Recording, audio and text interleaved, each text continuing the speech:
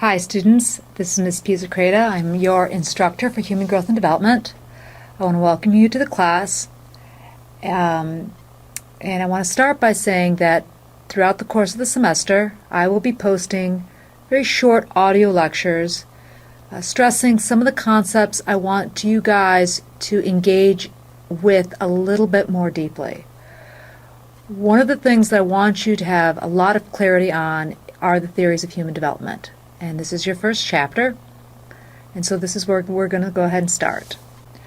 All the theories that I'm going to be presenting to you in this lecture fall under the larger umbrella of a developmental theory. A developmental theory is a systematic statement of principles and generalizations that provide a framework for understanding how and why people change as they grow older. Various psychologists have proposed ideas or theories on what they believe is the best explanation for how we're changing as we're getting older. Some of the theorists that we're going to go over, psychologists that we're going to be discussing, include Sigmund Freud, Erik Erikson, B.F. Skinner, Albert Bandura, and John Bowlby. All of these have different theories or different ways of explaining how and why development happens. Sigmund Freud proposes a psychoanalytic theory of human development.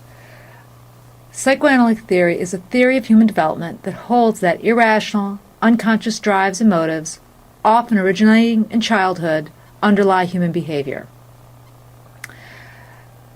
We're going to go into Sigmund Freud in some detail, and as we go through the semester, I'm going to keep referring back to this theory. There's a lot of criticism and critique of Freud, but we talk about Freud and we still learn about Freud because you can't critique Freud if you don't know Freud. And the other reason why we talk about Freud is because he's one of the few psychologists that actually proposes a unified theory of personality development. He is the first, so we have to give him his props and we have to give him his respect. So here's an image of Freud right here, smoking the cigar. And the thing that Freud said about the mind was that it functioned like an iceberg. He used the iceberg metaphor. Basically what he's arguing here is that the mind exists at two basic levels. You have the conscious mind, which is normal awareness. And then he argued that under the surface you have the unconscious mind. So if you think about an iceberg, what you see at the top is really, it's only the tip. It's only the very smallest portion of the iceberg. But that lies underneath the water is actually the largest part of the iceberg. And the mind functions in a similar way. The unconscious mind refers to those hidden thoughts and desires, and that's really the largest portion of the mind. So here I have an image of an iceberg to illustrate Freud's metaphor for the mind, that the mind functions like an iceberg. At the very top you have the tip of the iceberg, the part of the iceberg that you can see. And this is like the conscious mind, the part of the mind that you're aware of, the part of the mind that you can see or that you can recognize. And then underneath the surface is the bulk of that iceberg, the part that you cannot see, the part that's not visible, that you're not aware of. And this is the unconscious mind. So as I said before, Freud postulates or proposes a unified theory of personality development, and these are called his psychosexual stages. These are periods of personality development based on erogenous zones, and Freud argued that at every stage of development there was a conflict that must be resolved. So at every stage of psychosexual development there was some sort of conflict that you had to go through. If you did not go through the conflict successfully, if you did not resolve the conflict at that stage, what would happen is called fixation. And fixation is a failure to resolve the conflict, can result in a person being unconsciously preoccupied with the pleasure associated with that stage. In other words, you become stuck. You're stuck at that stage of psychosexual development. The first stage of psychosexual development is the oral stage. That is the stage basically until about 2 years of age. And if anyone's ever been around children that are this age, they know that they get the bulk of their information through the mouth. They nurse or they bottle feed. They put everything in their mouth to find out about it. And Freud would say that if you don't go through the oral stage properly, in other words, if you spend too much time at the breast or not enough time at the breast, and as a side note, we do know that Freud did have a propensity to blame the mother. So too much time at the breast or not enough time at the breast would equal into fixation. It could result in fixation of the oral stage. So how does this manifest itself as an adult? Well, basically, an adult that would be orally fixated would smoke, chew on pens or pencils, have a tendency to bite their nails. They might also do things like develop an eating disorder, not eat enough or eat too much. Basically, Freud would explain eating disorders from a psychosexual perspective. He would argue that that person is basically orally fixated. The next stage of psychosexual development is the anal stage. Again, this is the stage when most children are potty trained, 2 to 4 years old. And Freud would say that if potty training does not happen appropriately, in other words, if there's too much pressure placed on the child, or if it's not done early enough, or if it's done too late, that child might get stuck or fixated at the anal stage. Freud would argue the ways that this manifests itself or shows itself into adulthood is by being anally retentive. So a person who is anally retentive, Freud says they come to learn that by holding it in, there's pleasure in holding it in. They're able to get attention from their parents by holding it in. And as an adult, they show anally retentive behavior by being controlling, detail-oriented, vigilant, cleanly, those sorts of characteristics. They also could be anally expulsive. Don't confuse this with explosive. It's not explosive, it's expulsive. In other words, they let it all out. And children come to understand, well, if I let it all out, I get rewards, I get attention, so on and so forth. So they become anally expulsive as adults. In other words, they're sloppy, they're messy, they don't pick up after themselves. Dirty clothes all over. Freud would call them anally expulsive. They're basically fixated or stuck at the anal stage of development. The next stage is the phallic stage, 4 to 7. This is Freud's very important and prominent stage in psychosexual development. We're not going to go into detail about this right now because a little bit later on in the semester I'm going to be talking about this in some detail. But for right now, what I want you to understand is that during the phallic stage, you basically develop two things. You develop your gender and you develop your sexual orientation. So that's the important thing that you need to note here, that you develop your gender and you develop your sexual orientation. Boys go through Oedipus and girls go through Electra. During the latency stage, 7 to 12 years, Freud would argue basically nothing happens, nothing of significance. And then the last stage is the genital stage. When a child reaches the age of 12, they're heading into adolescence. Freud says that this is where you get the emergence of mature relationships and mature sexual interest. So what are Erikson's psychosocial stages of development? And I want to stress here the word psychosocial. While Freud focuses in on the unconscious and on the relationship really between the child and maybe the primary caregiver, but what Freud is really talking about is what's going on psychically, what's going on in the unconscious. Erikson is much more focused on that child in relationship to their social environment. So the first stage is trust versus mistrust. This happens from infancy, basically from birth to about 18 months old. The major emphasis here is on the mother and father's nurturing ability. Erickson would say that it is very important during this stage that parents work on establishing a bond of trust with their child, that their child comes to understand that they can count on at least a primary caregiver to meet their needs. He stresses that it's very important when a child cries that you attend to it, so that they come to understand that you are there for them. If you don't attend to that, if you don't work on developing this relationship of trust, what can develop is a sense of mistrust that a child can take into adulthood and can arise or play out in that child's adult relationships.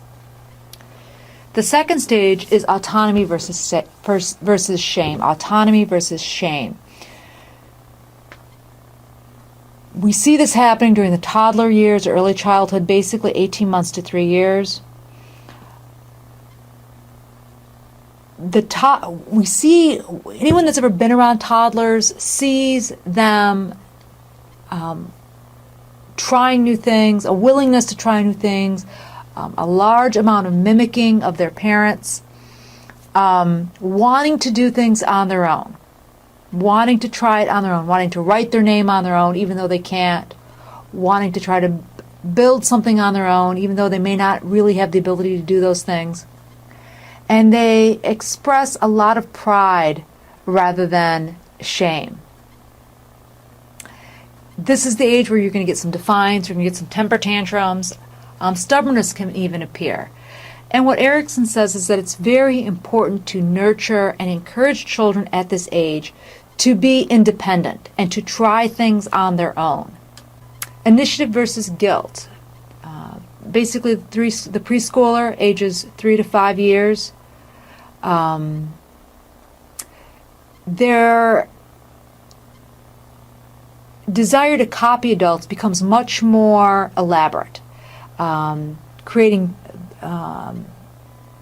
play situations that are much more complex. So this is more than just, oh, I'm going to hold something up to my ear and pretend it's a phone. This is more like playing school, pretending as if they're cooking, doing things that are much, much more elaborate. If they become frustrated, they may experience guilt. If they cannot do it successfully, they may experience guilt. Industry versus inferiority. This is the school-age child, ages 6 to 12 years. This is a very exciting age. They're capable of learning numerous new skills. They develop a sense of industry. Very important for children at this age to feel as if they're good at something, that they have a skill that is very special to them. It's also a very social stage of development. During this time period, children have a tendency to start to turn away from parents and turn more towards their friends. We start to see this a lot around the age of 6, 7, that they move away from mom and dad and start to become much more interested in friends. There can be some problems in terms of competence and self-esteem, particularly if they are compared. So Erickson would say this, during this age you definitely don't want to compare them. You want to make them feel very special. You want to make them feel industrious. Because if there's too much comparing going on, it can really shake their feelings of competence. Identity versus role confusion. This is adolescence, 12 to 18 years. During this stage, children struggle to discover and find their own identity while negotiating fitting in. They're developing a sense of morality, and they experience a lot of role confusion and upheaval. They're trying to separate themselves psychologically from their parents, yet they still don't have a solid identity of who they are in terms of their own moral compass, their professional compass, their identity within relationships, both intimate relationships and also relationships with friends, and all at the same time they struggle to fit in. It's very important to them. They're still in that stage where their social life or their friends are very, very important, and fitting in is very, very important to children at this age. Intimacy versus isolation. This is young adulthood, 18 to 35. During this stage, individuals seek companionship and they seek love. A big issue that happens during this stage of development is finding a partner or developing a partnership, a stable partnership that you are going to carry into adulthood. For heterosexual couples, that generally means marriage.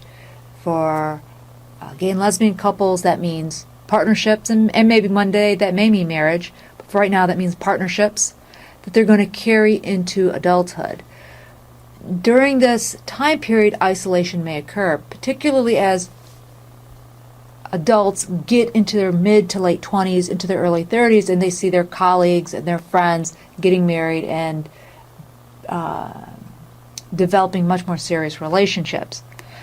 Now, I do want to stress here that what's very interesting about the last three stages of Erikson's theory is that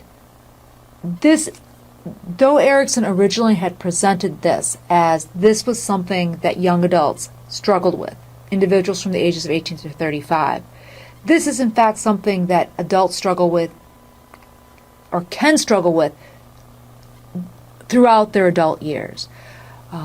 This idea of intimacy versus isolation. It happens again if couples divorce. It happens again if couples become widowed. It happens if someone between the ages of 18 and 35 decides not to get married and then becomes 40, 45, and suddenly decides, do I want to get married? Did I make a mistake? So it is not completely unusual from a developmental perspective to cycle back into this and to struggle with it again. Generativity versus stagnation. Middle age, 35, 55, maybe even into your 60s. Career and work become paramount. They're the most important things at this stage, along with family. Generativity really means attempting to produce something that makes a difference to society. So one of the ways that adults engage in the act of generativity is through having children, raising their children, passing along their traditions, their culture, their beliefs. And they also engage in generativity through career building, through having work that is meaningful to them and work that they believe is meaningful to other people. If an adult during this time period isn't engaged in a career or in a family life that they feel is generative, they might have a sense of meaninglessness, a sense of inactivity, depression. They might experience a midlife crisis. But again, as I've mentioned before with intimacy versus isolation, even though Erikson presents this that this happens at these ages, the fact is that you can really struggle with this at any point as an adult. Even young adults, 20, 22, 24, they question themselves. They want to get into work that's going to be meaningful to them. Finally, integrity versus despair. This is late adulthood, 55 to 65.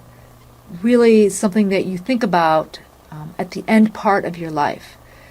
Involves a lot of reflection, asking yourself, did I live my life with integrity? In other words, do I have a sense of contentment and fulfillment? Have I led a meaningful life? Did I behave in a way that meant something to someone else? Did I do the best that I could by my children? Did I have a career that led to a lot of personal fulfillment? And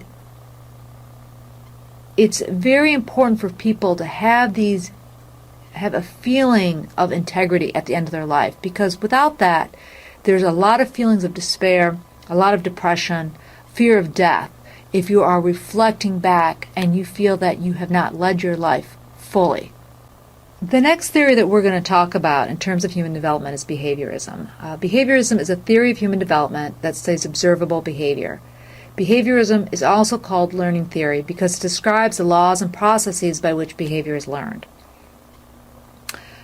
How do we learn? We learn by conditioning. According to behaviorism, the process by which responses become linked to particular stimuli and learning takes place. Now, I do want to preface this a little bit by saying two of the most powerful theories right now in developmental psychology is behaviorism versus attachment theory, and which sorts of principles ought to be applied to children as you are raising them. Behaviorism or behavioral principles, and we're going to get into Skinner's work next, had been a very predominant and powerful force in learning theory, and we see a lot of behavioral techniques when it comes to dealing with children, particularly in the classroom. On the flip side of that is attachment theory, which holds another set of principles on the best techniques that ought to be utilized in terms of how we're going to raise our children. So we're going to talk about both of these in some detail, and we will refer back to them throughout the semester. There are two major theories of behaviorism. There's classical conditioning and there's operant conditioning. For the purposes of this lecture, we're really going to talk more about operant conditioning. We'll spend more time on operant conditioning. I really won't be reviewing classical conditioning, though it's important that you understand it. And I would take the time to read about that in your textbook. When I'm talking about operant conditioning, I'm really talking about the work of B.F. Skinner. Operant conditioning is also called instrumental conditioning. It's a learning process in which a particular action is followed by either something desired, which makes the person or animal more likely to repeat the action.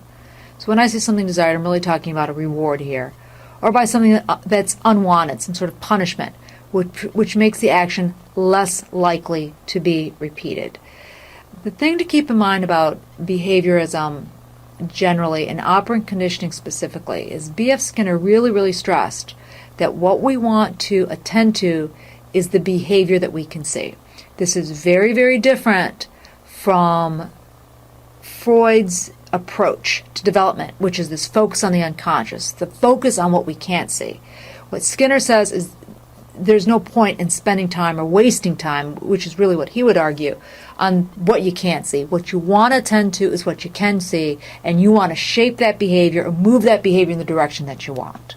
So, how does it work? Basically, a child is out there behaving in the environment, and they do something positive, a behavior that a parent would like to see repeated, a behavior that a teacher would like to see repeated, and they engage in reinforcement.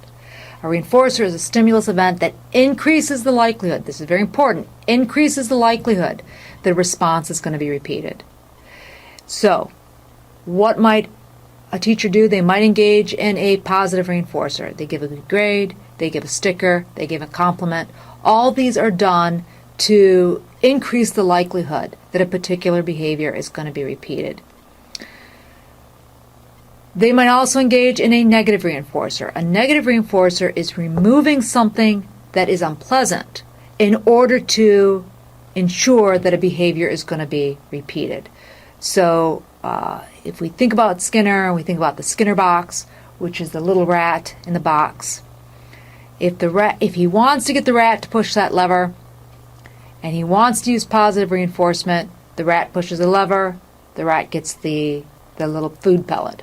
Pretty soon, that rat gets it figured out. I push the lever, I get food. I push the lever, I get food. If he wants to engage in negative reinforcement, again, he wants to increase the likelihood that that rat is going to push that lever. What he might do is shock the bottom of the cage. Ouch, ouch, ouch. Rat pushes the lever, he removes the shock. So that increases the likelihood that the rat's going to push the lever by removing something that is unpleasant. Punishment. An unpleasant event that decreases the probability a behavior is going to be repeated. Decreases the probability that a behavior is going to be repeated. Punishment can be positive or it can be negative. Positive punishment, the classic example is spanking. You're introducing something.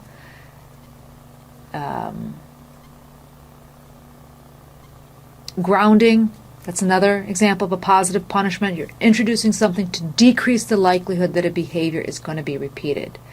A negative punishment is taking something pleasant away. You're taking something pleasant away to decrease the probability a behavior is going to be repeated. So a great example of this is your two children are fighting, your 4-year-old and your 7-year-old are fighting over a toy. You tell them to stop fighting or you're going to take the toy away. They continue to fight. You take away the toy. The idea is you remove something that's desired in order to decrease the probability that they're going to fight. If you're dealing with a teenager, you tell them to come home at 11 o'clock. They show up at 12:30. You take away the cell phone. You are negative. You're engaging in something negative. You're taking away something pleasant in order to decrease the probability that a behavior is going to be repeated. I also want to give a little nod here to extinction, because when we talk about developing a program of discipline for children, which is something that I'm going to lecture on a little bit later on in the semester, extinction is something that can be very, very effective in terms of molding children's behavior. And extinction is basically the gradual disappearance of an undesirable behavior. One of the things that we know about extinction is that if you want a behavior to stop, the best way to get a behavior to stop is to just ignore it. Another theory that I'm going to be discussing is social learning theory, the work of Albert Bandura. It's an extension of behaviorism that emphasizes the influence that other people have over a person's behavior. Albert Bandura does the Bobo doll experiment, where he shows children the video of an adult beating up a Bobo doll. A Bobo doll is a doll it's an inflatable doll, looks like a clown. And children saw an adult basically punching the Bobo doll. And then when they were released into a playroom, they all the children that had seen the video went and beat up the Bobo doll. Albert Bandura argues that this is modeling. Essentially, people learn by observing other people and by copying them. And he argues that a lot of children learn behavior by mimicking and modeling the adults that are around them. This is a very important theory to learn and to understand, because when we get to gender, I'm going to actually spend some time on this, talking about the role that social learning theory plays in terms of developing gender in children.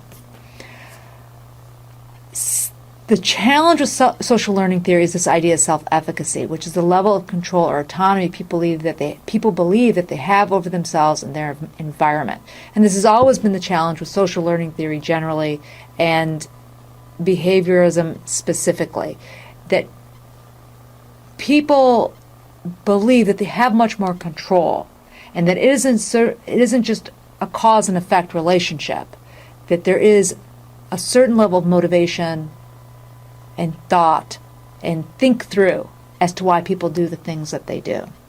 The last theory that we're going to be talking about is the work of John Bowlby, and this is his work on attachment theory. John Bowlby argued that an infant needs to develop a relationship with at least one primary caregiver for mental, social, and emotional development to occur normally. Attachment is the affectionate bond between an infant and a caregiver. It doesn't necessarily need to be the mother, though much of Bowlby's work does focus in on the mother, but the child needs at least a caregiver that they know is going to meet their needs. And it must be a person with whom the child can attach to and remain attached to primarily for the first 2 years to 3 years of their life. Bowlby would argue that if a child cannot or does not attach to a primary caregiver, that child will exhibit developmental problems later on in life. He believed that infants become attached to adults who are sensitive and responsive to them and who act as consistent caregivers from the period of about 6 months to 2 years of age.